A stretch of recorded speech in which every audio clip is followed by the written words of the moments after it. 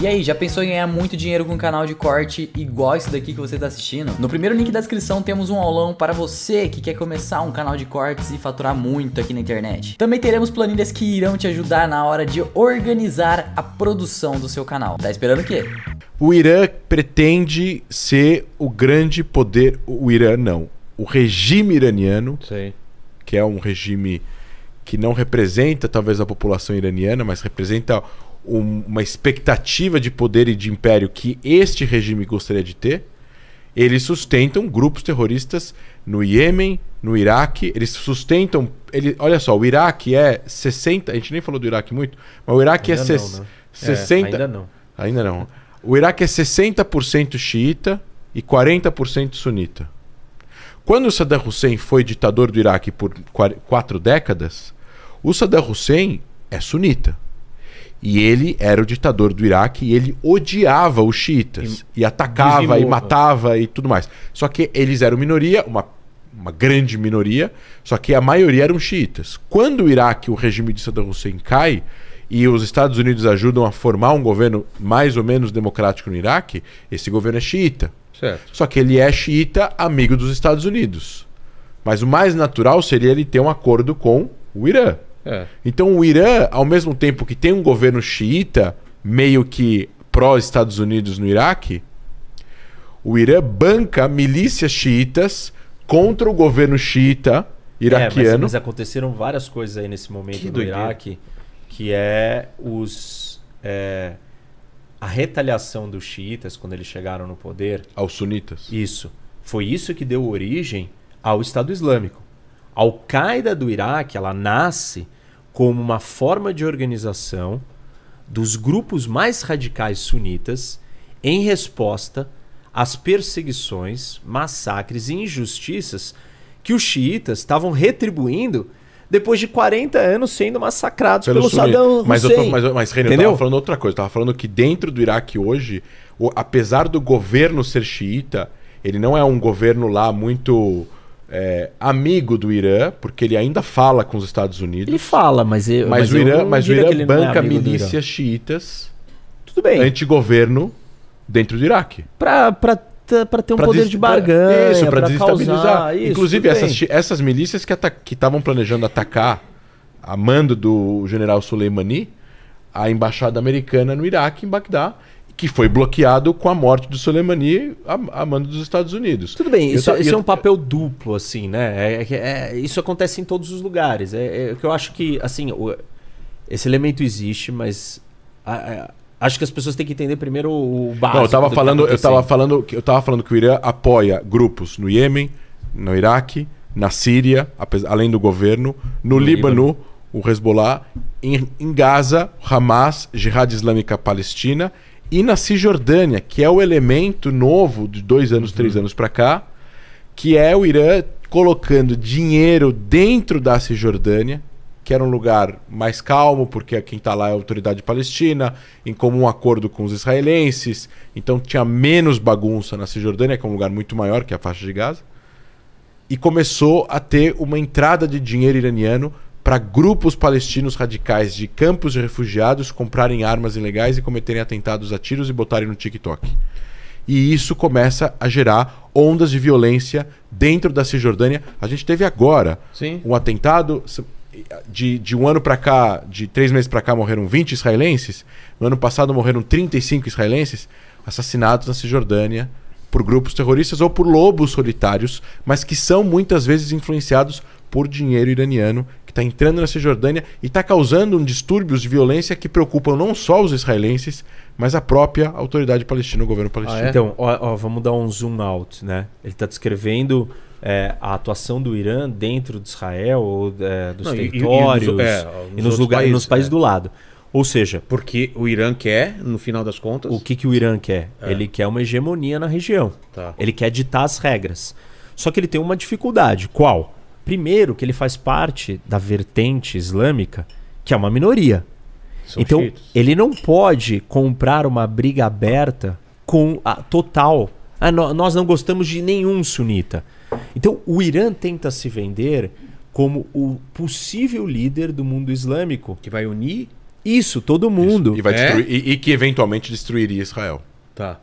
E é A só gente que assim, é inimigo, mas vamos nos unir contra não, Israel? assim, ele vira e fala assim, não é que a gente é inimigo, ele tenta não comprar uma briga, ele tenta não defender, tanto que o discurso do Irã, e quem defende o Irã, ou quem traz o ponto de vista iraniano, sempre vai ser assim, não existe essa divisão sectária, não existe divisão entre xiitas e sunitas. Por quê? Obviamente, eles estão replicando a mensagem do Irã. O Irã sabe que não tem como, com 15% da população do mundo islâmico, ele comprar uma briga com 85%. Sim. Então ele vira e fala assim, olha, eu não tenho nada contra os sunitas. Ao contrário, eu posso ser o verdadeiro representante de vocês. Por quê?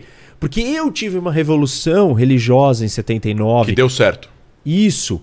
Eu confrontei os Estados Unidos, eu nacionalizei o petróleo, eu trouxe as leis religiosas, a Sharia, para dentro de uma sociedade. Aí essa mistura da... A lei religiosa, a lei islâmica, a lei virando a lei do país. A lei do país, exato. Eu tenho um país que tem valores, que respeita a nossa religião, a nossa identidade.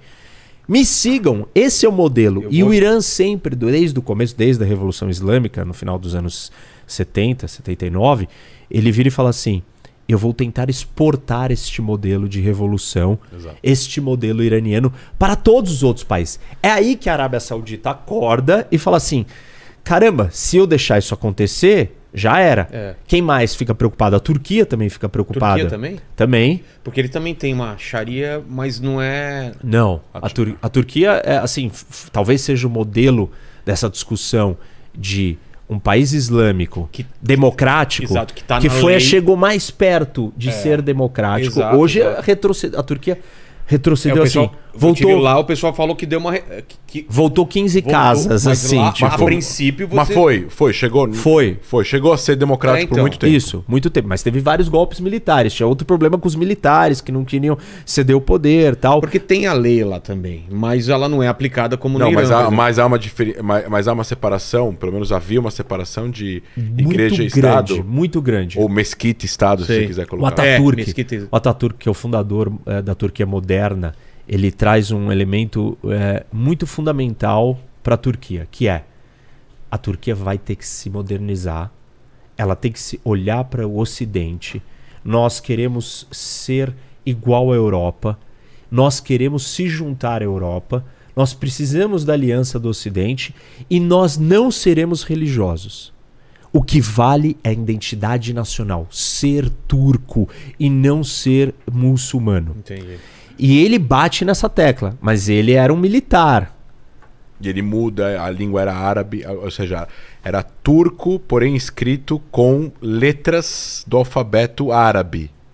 E ele muda e transforma o turco para ser escrito com letras do alfabeto gregoriano. E ele faz uma separação ocidentais. das instituições. Ele vira e fala assim, cara, vocês da religião... A gente tá falando de que época? 1910. Tá. Tipo, assim, ele separa e fala assim, olha, você, galera, aqui, religiosos, vocês não tem mais nada a ver. Nós somos laicos. Nós somos um Estado secular. Isso vai mudar em 2002, quando o Erdogan, que tá no poder até hoje, chega no poder. E ele é que tá destruindo a democracia turca. E o que ele traz? Ele traz com ele o elemento religioso. Total. E ele vira e fala assim, galera... E ele traz o voto, o apoio popular da Anatólia, que é esse pedaço aqui. Essa faixa inteira aqui, esse pedaço do que é a Turquia, isso daqui é a Anatólia. Pra quem tá olhando lá, dá perto do Azerbaijão. Porque você tem um pedaço da Turquia aqui que tá, né, no ocidente, aqui do outro lado de Istambul e tal. Exato. E a Anatólia, que é essa outra território, ele é mais pobre. Sim. Ele é mais conservador, ele é mais religioso. E o Erdogan chega no poder com o apoio desse pessoal. E prometendo um monte de coisa. E ele começa a fazer isso. Então ele começa a trazer a Turquia mais para perto da religião. Exato. Então a Turquia também está preocupada, desde antes, né, e vai ficar mais ainda, com essa ascensão do modelo iraniano. E a Arábia Saudita também. competindo a essa... eu só vou dar um panorama mais geral, aí você entra nos detalhes. Competindo a esse modelo do Irã, o que você tem? Você tem uma coisa que o André já citou, que é o movimento panarabista. Que são os caras seculares, ditadores, militares, no Egito, na Síria, que viram e falam assim, nós temos que criar uma identidade árabe, de uma grande nação árabe, e vamos juntar todos nós nessa nação. Então você tem o modelo religioso iraniano xiita, você tem o modelo secular de nacionalismo árabe, focado na identidade árabe, criando uma nação árabe, e você tem aí os sauditas respondendo a tudo isso, falando assim, não, peraí, então eu preciso incentivar a minha vertente religiosa, os meus sunitas. E aí, na fundação da Arábia Saudita, ele falou da família Saud, que daí que vem de saudita. Os Sauds se juntaram com uma outra família de um cara que chama Wahhab, que era um sacerdote religioso fundamentalista, sunita, salafista, que é uma outra vertente, e eles juntam e falam assim, olha, os sauditas, a família Saud traz a proteção, a organização do Estado, e você, o Wahhabi, traz a doutrina religiosa. E essa linha chama Wahhabismo, que é a vertente sunita praticada na Arábia Saudita. E ela é super religiosa, bem radical, e ela vira uma forma da Arábia Saudita competir com o modelo do Irã xiita. E ao mesmo tempo você tem o modelo secular. Então você tem meio que essas três forças brigando.